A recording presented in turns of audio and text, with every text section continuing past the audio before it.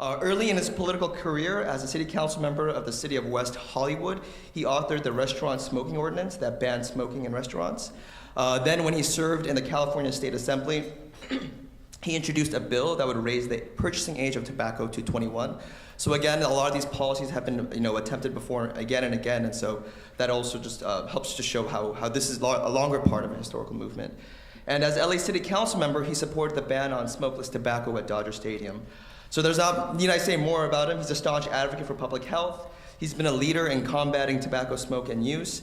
And if that isn't enough, this is hot off the press, this week he actually filed a motion for LA City Council to consider smoke-free multi-unit housing, which would be huge. I think it would be the first major city in the country that would adopt a policy like this. So yes. So without further ado, our keynote speaker for this morning, LA City Council member for the 5th District, Councilmember Paul Koretz.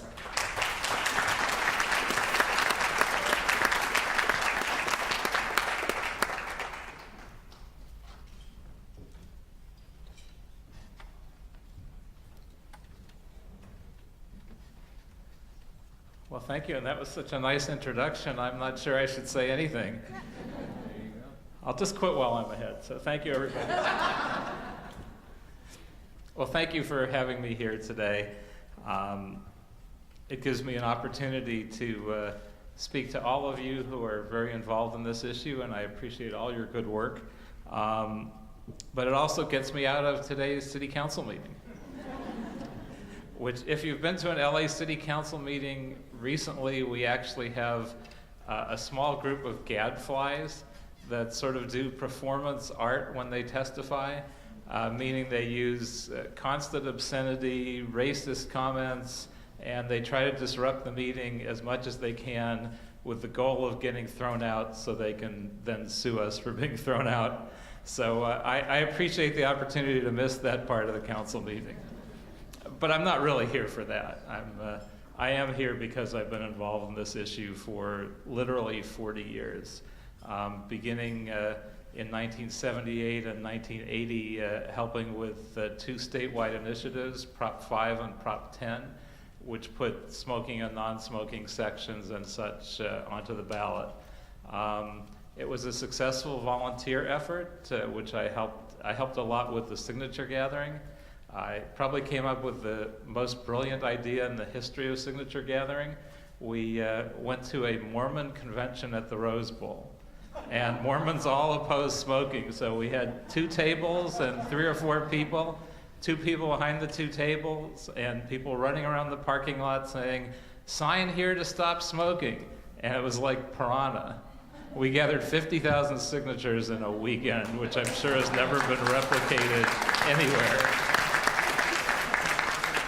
Now, unfortunately, once it got on the ballot, the tobacco companies spent millions of dollars and made fun of it, and that you could smoke at a rock concert but not at a jazz concert, and just took apart the little pieces of it and defeated it pretty substantially.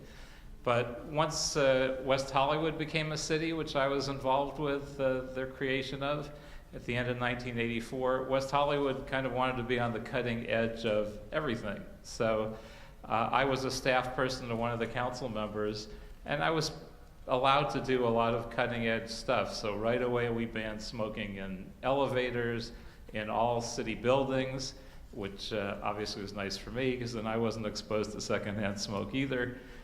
We created the first, one of the first restaurant smoking and non-smoking section ordinances, which back in 1985 was cutting edge. Obviously now, not so much.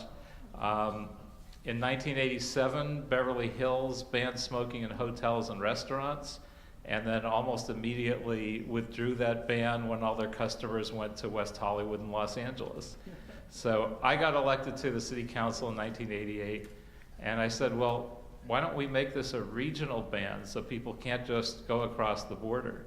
So I met with Councilmember Marvin Browdy, the late Marvin Browdy, who some of you may remember, and who was an anti-smoking advocate. And I said, let's do this all in the same week. So LA did it, and Santa Monica did it, and West Hollywood did it, and it became a regional ban, and it provided the momentum for Assemblyman Terry Friedman's statewide ban on smoking in restaurants, and now that has spread throughout the country and throughout the world and is pretty much the accepted standard, which is very exciting.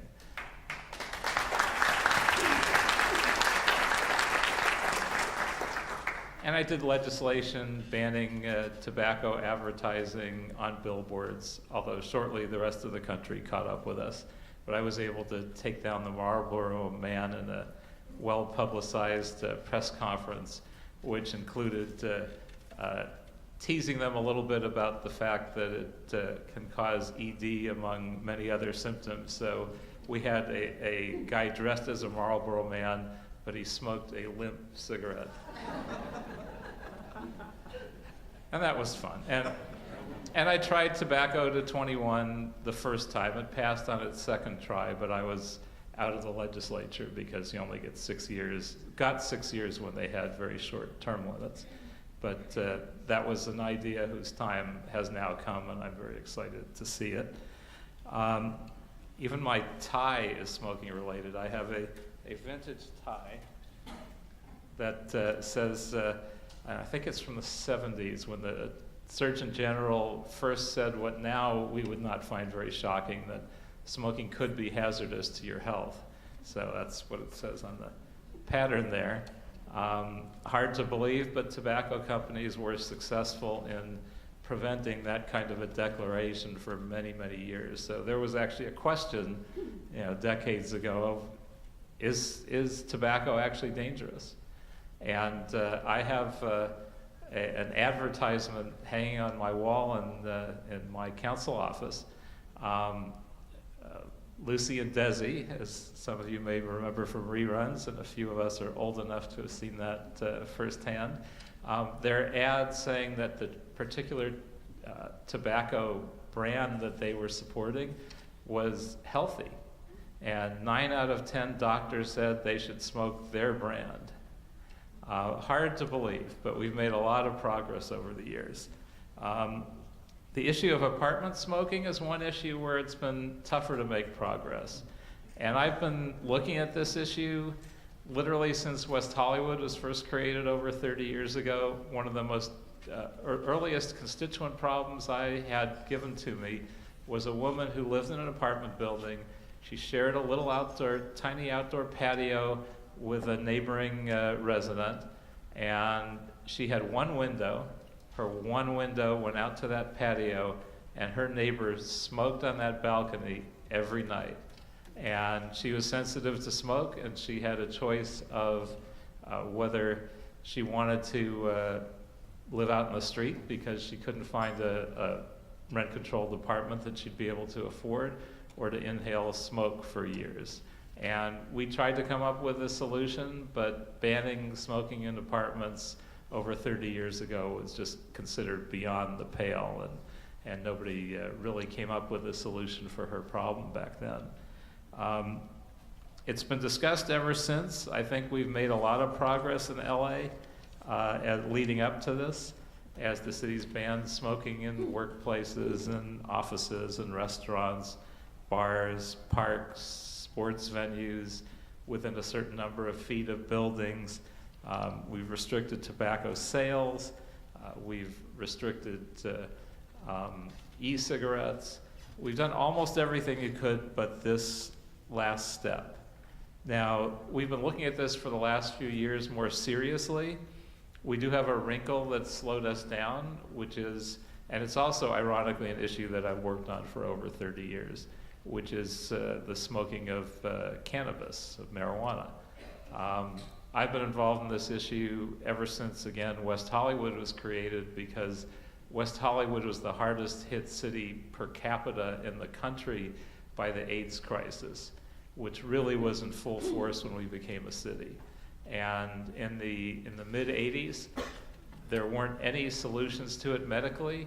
The closest thing to it was marijuana, which allowed people to deal with nausea, to deal with pain, to deal with so many of the symptoms, to deal with the loss of appetite and wasting.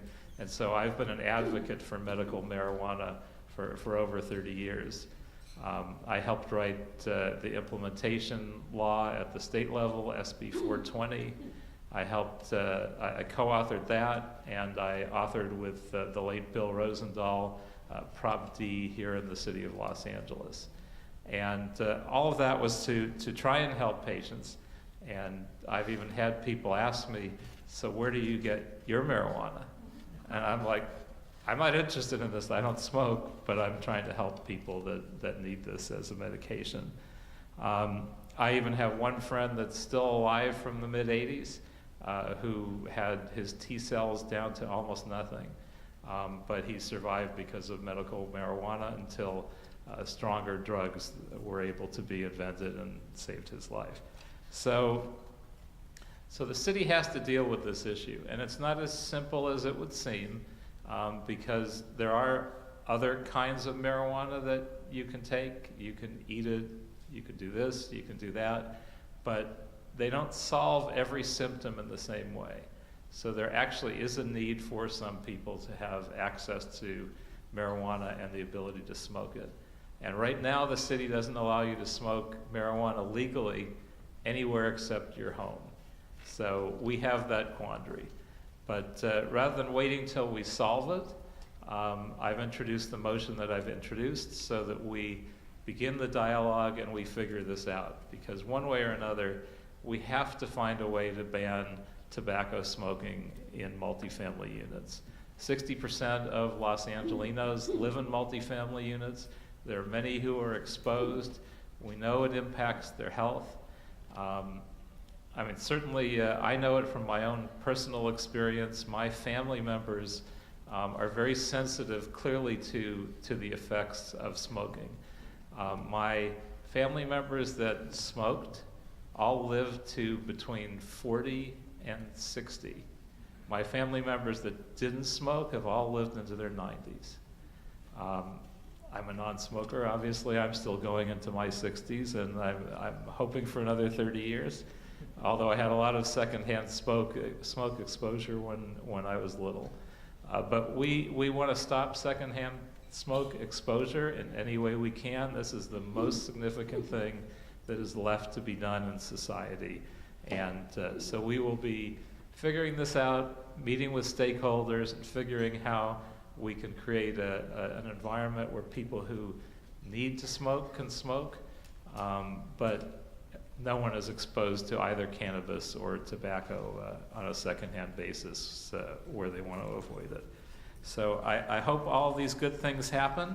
I know we will be working together to get there, particularly this organization. I have copies of my motion, by the way, and a press release, which my friend Felicia will have over at our table even after we have had to leave and I have to go back to City Hall. But before we go, I'm going to do two things. One, I'm going to go over there and sign the commitment to smoke-free housing, which I hope you'll all join me in.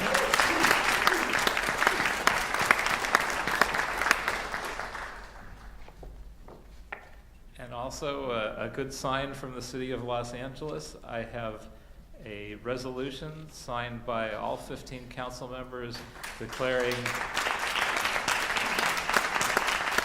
Smoke-Free Housing Week in the city of Los Angeles. So thank you, everybody, and I look forward to working with you to get there on this important issue.